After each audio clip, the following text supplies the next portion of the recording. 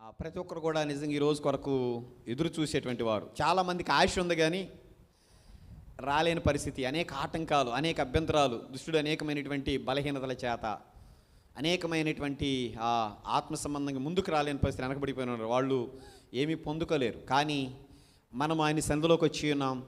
ఆయన సన్నిధిలో శ్రేష్టమైన ఆశీర్వాదాలను, మరి ఈ నెలంతరకు సరిపోయేంత శ్రేష్టమైన ఈవులను, ఆయన కృపను పొందుకుంటూ అడుగడుగున అనేకమైనటువంటి సంఘ కార్యక్రమాల ద్వారా, ఇంకా ఆయా విధాలుగా మన కుటుంబ సంబంధమైనటువంటి పరిస్థితుల ద్వారా అనేకమైనటువంటి మేలులను ప్రభు మనకి అనుగ్రహింప చేయటానికి ఆయన ఎంతో సంసిద్ధమై ఉన్నాడు. కనుక మరి ఇవ్వబడినటువంటి మంచి సహవాసంలో సంఘ క్రమ కార్యక్రమాలను చూస్తూ ఉంటే చాలా అద్భుతంగా ఫోన్లో ఎప్పుడు కూడా షార్ట్ పెడతా ఉంటాడు అన్న. నిజంగా ఇది చూస్తూ ఉంటుంటే మిగతా ఎన్నో వస్తూ ఉంటాయి కానీ గ్రూపుల్లో అవేవి కూడా అంత ఆసక్తికరంగా ఉండవు. చాలా అద్భుతంగా అవి కనబడతా ఉంటాయి. ఇక్కడ ఆరాధించటం కానీ, ప్రార్థించటం కానీ, ఇవన్నీ కూడా మరి చాలా అద్భుతంగా ఉంటుంది. మరి అదే క్రమంలో ఈ యొక్క 2024లో 8వ నెలలో మరి మొదటి వారంలో మనం ఉండడానికి దేవుడు అవకాశం ఇచ్చాడు. మరి చక్కని భాగ్యాన్ని ఇచ్చి శ్రేష్టమైన మాటల చేతను ఆయన సన్నిధిలో మనము బలపరచబట్టాన్ని కూడా చక్కని భాగ్యాన్ని ప్రభుత్వం. అందుబట్టి ప్రభు స్తోత్రం చూద్దాం. స్తోత్రం, స్తోత్రం, హల్లెలూయా. మంచిది. ఆ సమయాన్ని చక్కగా సద్వినియోగం చేసుకుంటూ భూషణం అని ఎలాగైతే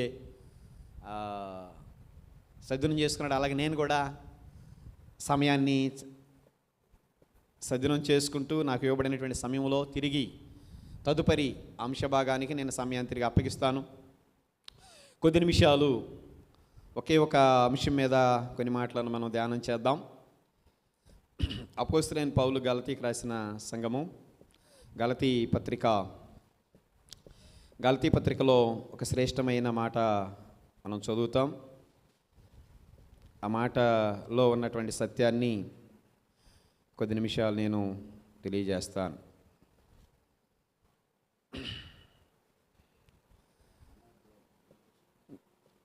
6వ అధ్యాయం.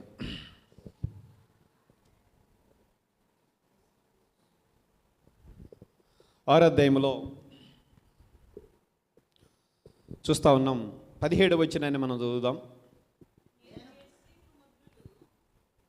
6వ అధ్యాయం 17వ వచనం.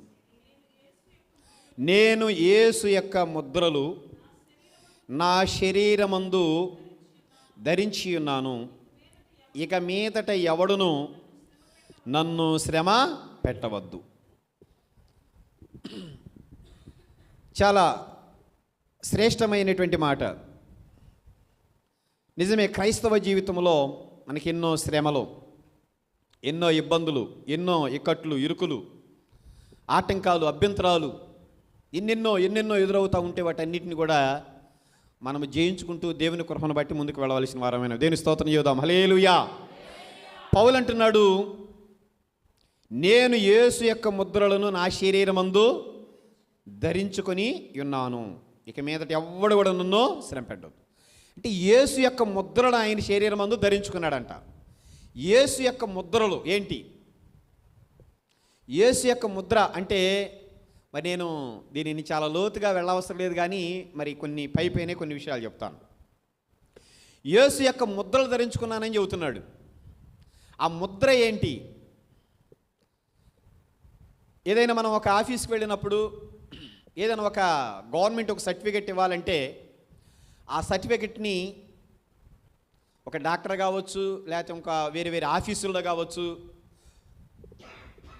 గవర్నమెంట్కి సంబంధించినటువంటి ఒక ముద్ర ఉంటుంది. మన బ్యాంకు వెళ్ళి డబ్బులు డ్రా చేసినా లేకపోతే ఇంకేదైనా చేసినా ప్రతిదానికి ముద్ర అనేది ఆడ ఐటమ్ మనం చూస్తూ ఉంటాం కదా. అవి వేసినప్పుడు ఏమవుతుంది? అది వాల్యుబుల్ అవుతుంది. ఆ ముద్ర లేకపోతే దానికి వాల్యూ లేదు. అది వేసారు అంటే ఇంకా ఏమైపోయినట్టు, మనం ఏదైతే ఏ ప్రాసెస్ ఉంది కాదు అయిపోయినట్లే. కనుక అలాగే ఇప్పుడు ఈ ఆత్మీయ జీవితంలో ఎదురవుతున్నటువంటి శ్రమల పోరాటంలో పౌలు గారు చెబుతున్న మాట ఏంటంటే, నన్ను ఇక శ్రమ పెట్టవద్దు. ఎందుకో తెలుసా?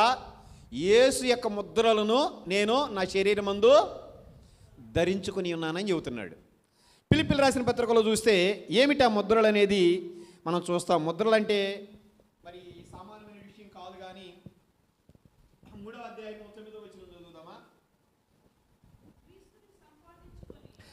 క్రీస్తును సంపాదించుకొని ధర్మశాస్త్ర మూలమైన ఆ నీతిని గాక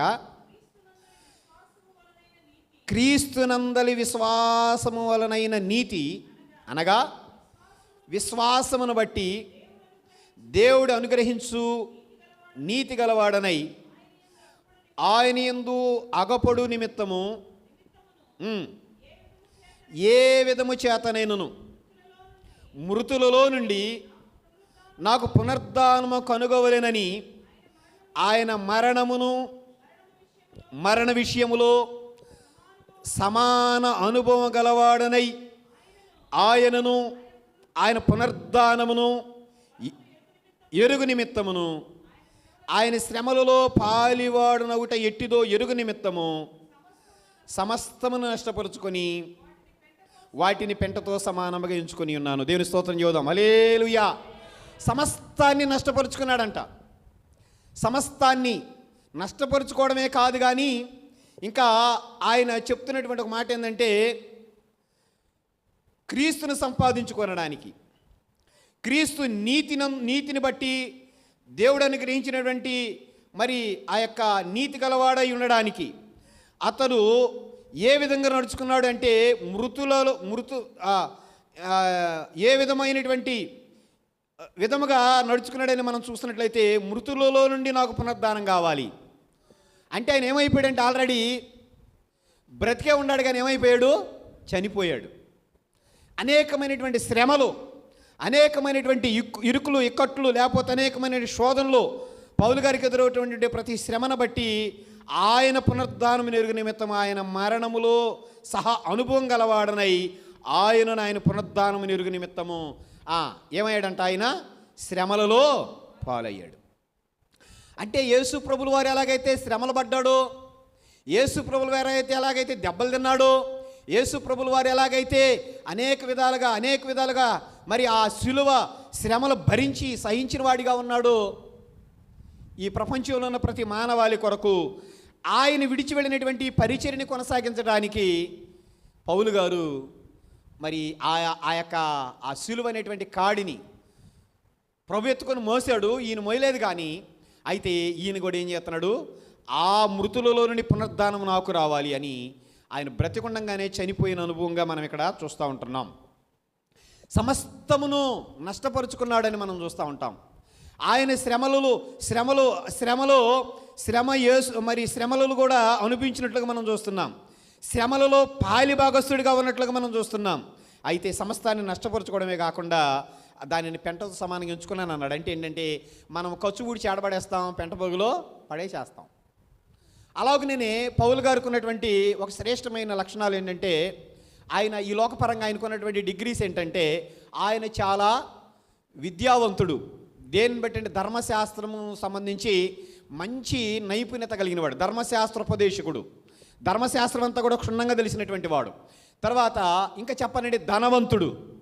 రెండవది ధనవంతుడు. అదే సమయంలో మూడో లక్షణం ఏంటి తెలుసా, బలవంతుడు. ఎంతమందినైనా చంపగలడు, ఎంతమందినైనా ఏం చేయగలడు, అధికారుల దగ్గర ఈడ్చిరాగలడు, అనేకమైనటువంటి వారిని చంపటానికి కావలసిన ఆ యొక్క బలం కలిగినటువంటి వాడు, దడిచేటువంటి వాడు కాదు ప్రాణం తీయటానికి. ఆయన జ్ఞానవంతుడు, ధనవంతుడు, బలవంతుడు. అయితే వీటిని ఏం చేశాడు, విడిచిపెట్టేశాడు. అది క్రీస్తు కొరకు ఏం చేశాడంటే, ఆ మృతులలో పునరుద్ధానం నాకు కావాలి అని ఏం చేశాడు, ఆయన చనిపోయాడు. ఇంకా చనిపోయిన తర్వాత ఎన్ని శ్రమలు పెట్టినా కూడా ఇంకా ఆయన్ని పెట్టినట్టు కాదు కదా. నిజంగా ప్రభువుని కలిగి ఉన్నటువంటి మన జీవితాల్లో శ్రమలు మనకు వస్తున్నాయి అంటే, ఆ శ్రమలు యథార్థంగా దేవుని కొరకు మనం నడుచుకుంటున్నప్పుడు అవన్నీ కూడా ఎవరు తగిలినట్లు, సౌలు జీవితమే మనకు సాదృశ్యం. అపోస్తల కార్యగ్రంథంలో మనం తీయొద్దు కానీ 9వ అధ్యాయంలో ఆయన ప్రయాణం చేస్తూ ఉన్నప్పుడు ఆయనకి ఒక భయంకరమైనటువంటి యాక్సిడెంట్ అయింది. ఏమైంది, యాక్సిడెంట్, భయంకరమైన యాక్సిడెంట్. లేకపోతే చెప్పాలంటే అక్కడ పెద్ద భూకంపం వచ్చేసింది. ఇలా మనం రకరకాలు చెప్పుకోవచ్చు.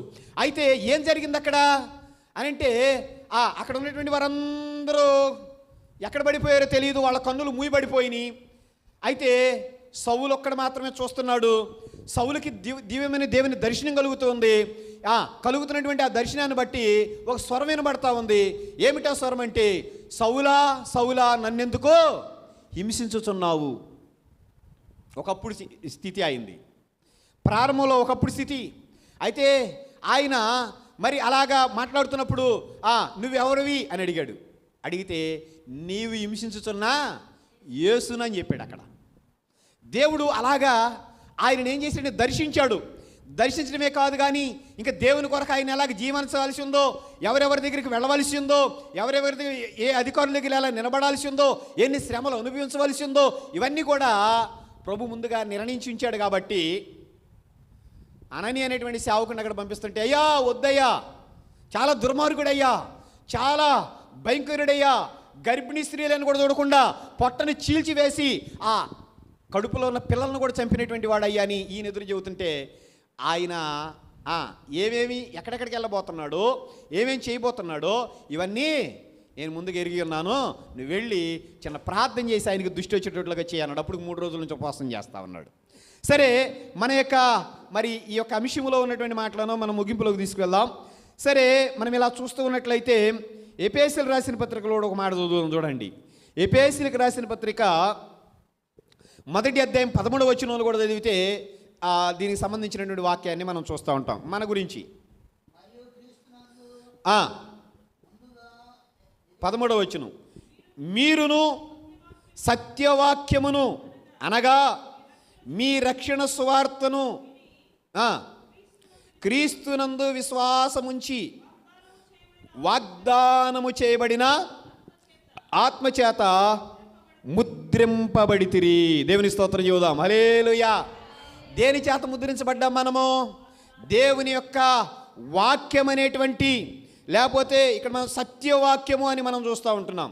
సత్యవాక్యమందు అనగా మీ రక్షణ సువార్తను విని, సత్యవాక్యం విని, యేసుని గురించినటువంటి సువార్తను విని ఇంకేం చేస్తారు, క్రీస్తునందు విశ్వాసముంచి వాగ్దానం చేయబడిన ఆత్మచేత ముద్రింపబడితిరి. దేవుని స్తోత్రం చెబుదాం. హల్లెలూయా.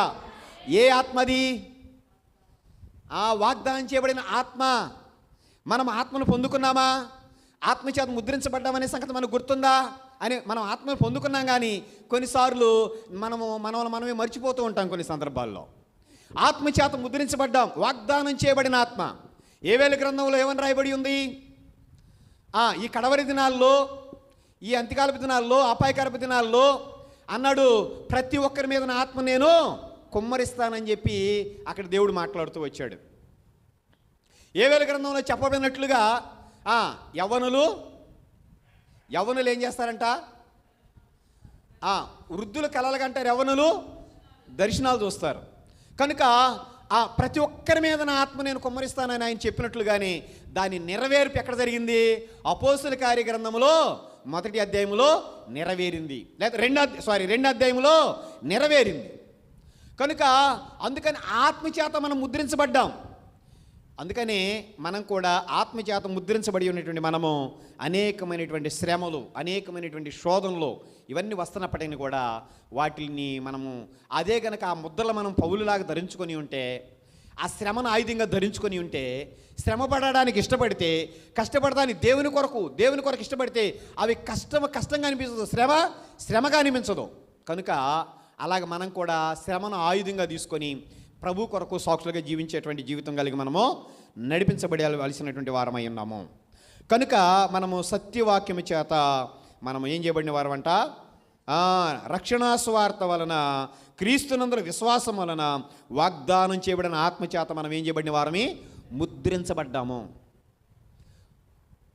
సత్యవాక్యాన్ని ఎప్పుడైతే మనం అంగీకరించామో, క్రీస్తు విశ్వాసం ఎప్పుడైతే అంగీకరించామో, అప్పుడు మనకేమైందంటే ప్రభువుని అంగీకరించిన. అందుకనే యేసు ప్రభువు దేవుడని ఏం చేయాలా? హృదయంలో విశ్వసించి నోటితో ఒప్పుకోవాలి. ఇది ఉచితమైన రక్షణ. అందుకే చాలా అలుసు అయిపోయింది అనేక మందికి.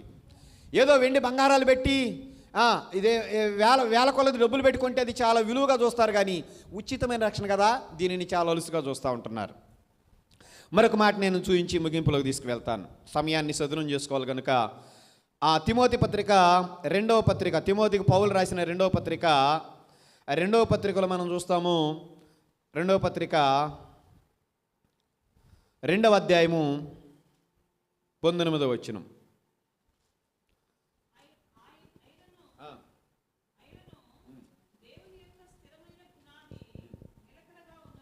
దేవుని యొక్క స్థిరమైన పునాది నిలకడగా ఉన్నది,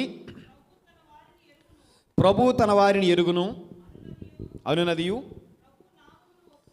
ప్రభు నామమును ఒప్పుకొను ప్రతివాడును దుర్నీతి నుండి తొలగిపోవలెను అనునదియు దానికి ముద్రగా ఉన్నది. ఏంటంటమ్మా? దుర్నీతి నుండి తొలగిపోవలెననియు అనునదియు దానికి ముద్రగా ఉన్నది. ఏంటంటే ప్రభునామమును ఒప్పుకొను ప్రతివాడును దుర్నీతి నుండి ఏం చేయబడాలి?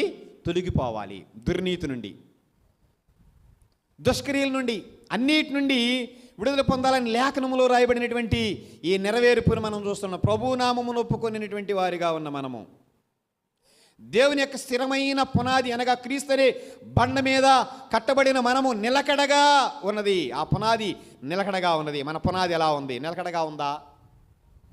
నిలకడగా క్రీస్తు అనే బండ మీద మనం నిలకడగా ఉన్నవారమై, ప్రభువు మరి మన కొరకు వేసినటువంటి పునాది, ప్రభువు మరి మనము ఎరిగి ఉన్నాడు కనుక, ప్రభువు మరి తన వారిని ఎరుగును కనుక మనల్ని ఆయన ఎరిగి ఉన్నాడు, ఆయన మనల్ని చూస్తూ ఉన్నాడు, ఆయనకు మరుగైంది ఏది లేదు కనుక ప్రభునామమును ఒప్పుకునే ప్రతి వాడు కూడా దుర్నీతిని తొలగిపోవాలన్నది వానికి ముద్రగా ఉన్నది. అంటే దుర్నీతి నుండి కూడా ఏం చేయబడాలి? మనము వేరుపరచబడినటువంటి అనుభవం కలిగి ఉండాలి. కనుక అలాంటి అనుభవాలు కలిగి పౌలు అంటాడు, నన్ను ఇక శ్రమ పెట్టొద్దు, నేను క్రీస్తు ముద్రలను ధరించుకొని ఉన్నాను కదా. పౌలు గురించి మనం చూస్తూ ఉంటే చాలా అద్భుతమైనటువంటి విషయాలు. ఆయన యేసు ప్రభుల వారిని మరి ఒకసారి కొరడాలతో కొడితే ఆయన ఎన్నిసార్లు కొట్టారు? ఒకటి తక్కువ 40 దెబ్బలు 5 మారులు కొట్టారు. ముమ్మారు ఆయన్ని అనేక విధాలుగా మరి చనిపోయాడని చెప్పి కూడా ఏం చేశారు? ఊరు బయటికి తీసుకెళ్ళి ఒక్కొక్కరిని తీసుకెళ్ళి అక్కడ పడేసేస్తే శిష్యులు అందరూ కలిసి ప్రార్థన చేస్తే మళ్ళీ వెంటనే ఇచ్చినప్పుడు ఏం జరిగిందంటే ఒక అద్భుతం జరిగింది. ఏం జరిగిందంటే ఆయన వాస్తవం చనిపోయింది వాస్తవమే. పరలోకములోనికి వెళ్ళి పరలోక సంబంధమైన ఆ పట్టణాన్ని చూశాడంట, ఆ బంగారపు వీధులను చూశాడంట. దేవుడు చాలా విషయాలను బయలుపరిచాడంట, కానీ అవేవి కూడా చెప్పొద్దని చెప్పాడు. అవి మరుగుపరచమని చెప్పాడు. కనుక నేను 14 సంవత్సరాల క్రితము నేను ఒక మనిషిని ఎరుగుదును అని ఆయన మాట్లాడుతూ ఉంటాడు. ఆయన మధ్యాకాశానికి వెళ్ళాడు, శరీరంతో వెళ్ళాడో లేక ఎట్లా వెళ్ళాడో నాకు తెలియదు కానీ అని ఆయన గురించి ఆయన అలా సాక్ష్యం ఇస్తూ మరుగు చేసి దేవుని విషయాలను తెలియజేస్తూ ఉంటాడు. దేవుని స్తోత్రం, హల్లెలూయా. ఈ లోకంలో మనం కూడా పౌలులాగా ఏం చేయబడాలి? చనిపోయిన అనుభవం కలిగి క్రీస్తు కొరకు బ్రతికించబడిన వారిగా నడిపించబడుతూ ఆత్మచేత ముద్రించబడిన వారమై, ఆత్మచేత నడిపించబడిన వారమై, మనం ఆత్మను పొందుకున్న వారము. మనం ఏ విషయంలో కూడా జడియవలసిన విషయం ఏది కూడా లేదు. కనుక ప్రతి విషయంలో ప్రభువు మహిమార్థంగా మనం అలాగా సాక్షార్థంగా మరి భక్తుల అనుభవాలను మనము జ్ఞాపకాన్ని తెచ్చుకొని మనకున్నటువంటి ధనము, జ్ఞానము, బలము సమస్తాన్ని కూడా విడిచిపెట్టి ప్రభు కొరకు సాక్షిగా జీవించినటువంటి జీవితాలు.